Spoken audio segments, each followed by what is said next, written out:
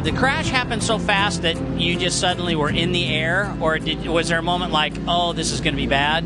I didn't even have time to roll out of the throttle because my view was blocked by Steve Rapp, who cut to the inside where I was looking, so I was blocked the whole time. And when I hit this rear wheel, I was still wide open. And then I was like, uh-oh, this is going to be bad. And I got flipped upside down, and I was still gaining altitude, and I was like, oh, this is going to be really bad.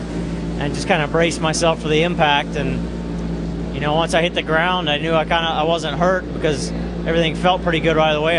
My concern was getting out of the way so I didn't get run over at that point in time and making myself very visible to all the rest of the 60 guys or however it was coming at us.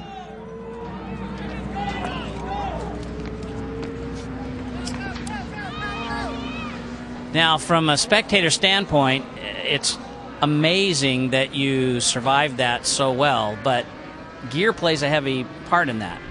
Yeah, they don't always end up that way. You know, I think, you know, say what you will about luck and God and what all divine intervention, but, you know, I think that, one, I got lucky, you know, and two, the gear has come a long way in the past, you know, even 2-3 years.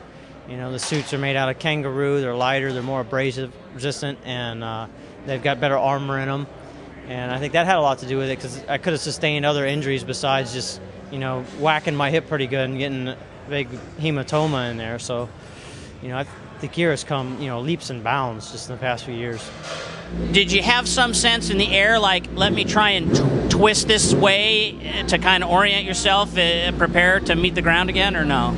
Not really. I mean, a lot of times what you can do when you crash just to kind of minimize stuff is go loose. You know, just kind of let your body get thrown where it wants to, and that seems to minimize the injuries. If you tense up, a lot of times things will break. But if you're just loose, you know, a lot of times you'll get flung around a bit and be real sore the next day, but you'll come out of it okay.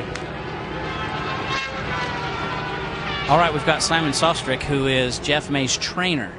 And with respect to the incredible crash he had, what do you do that helps minimize the damage that can occur in those kinds of unfortunate situations? Well, they're pretty hard to plan for because you never know how you're going to hit the ground when you finally come down. But I think that, well, for the most part, there's a little bit of intuition that these guys have, that when they fall, most of them tend to relax, which is the best way to be, and you tend to be able to absorb more of the impact when you're relaxed rather than when you're tense. But from a physical training perspective, I mean, we don't think about what needs to be done to protect the bones per se, you know, when they're doing their training, or when they crash. It's just a lot of the work that they do is weight bearing in nature, like, you know, there's a bit of running involved, there's a bit of lifting weights, and the bones get stronger, for sure. And the fitter you are, the stronger your muscles are, the stronger the bones tend to be as well. So that fitness, I think, plays a pretty